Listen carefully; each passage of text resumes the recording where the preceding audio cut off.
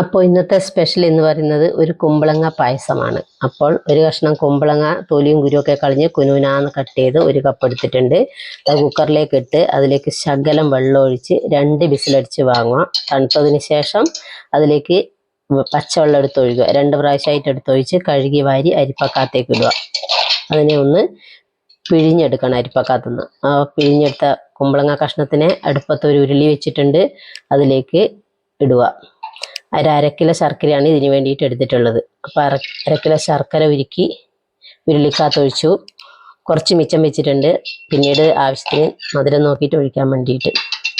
അപ്പോൾ ആ കുമ്പളങ്ങ കഷ്ണം അതിനകത്തിട്ട് നന്നായിട്ട് തന്നെ വഴറ്റിയെടുക്കണം. അതിൻ്റെ ആ പച്ചവെള്ളത്തിൻ്റെ അംശം പോകുന്നവരെ വഴറ്റിയെടുക്കുക. അതിലേക്ക് നമ്മൾ അരമണിക്കൂർ മുമ്പേ കുതിർത്ത് വേവിച്ച് വെച്ച സാബുദാനരി ഇട്ട് കൊടുക്കുക. അപ്പോൾ ഇത് രണ്ടും കൂടി ഒരു നന്നായിട്ടൊന്ന് വഴറ്റിയെടുക്കണം. അങ്ങനെ വഴറ്റി നന്നായിട്ട് എടുത്ത് വരുന്ന സമയത്തേക്കും ഒരു സ്പൂണ് നെയ്യും കൂടെ ഒഴിക്കുക. അതിന് ശേഷം നമ്മൾ രണ്ടാം പാല്, ഒരു 2 തേങ്ങയുടെ പാലാണ് എടുത്തിട്ടുള്ളത്.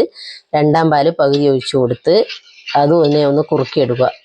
അങ്ങനെ കുറുകി വരുന്ന സമയത്ത് ബാക്കിയുള്ള പാലും കൂടെ ഒഴിച്ച് ഒന്നുകൂടി തിളപ്പിച്ചെടുത്ത് അതിലേക്ക് ജീരകം, ഏലക്കായ്, ചുക്ക് എന്നിവ പൊടിച്ചിട്ട് ഒന്നുകൂടി ഇളക്കി കൊടുക്കുക. അതിന് ശേഷം നമ്മൾ ഒന്നാം പാലൊഴിച്ചോടെ ഫ്ലെയിം ഓഫ് ചെയ്യണം. അങ്ങനെ നമ്മൾ കുറച്ച് തേങ്ങാക്കൊത്തും നെയ്യിൽ വറുത്ത് ഇട്ട് നല്ല അടിപൊളി പായസം റെഡി ആയിട്ടുണ്ട്. നല്ല ടേസ്റ്റാണ്, എല്ലാവരും ഉണ്ടാക്കി നോക്കുക.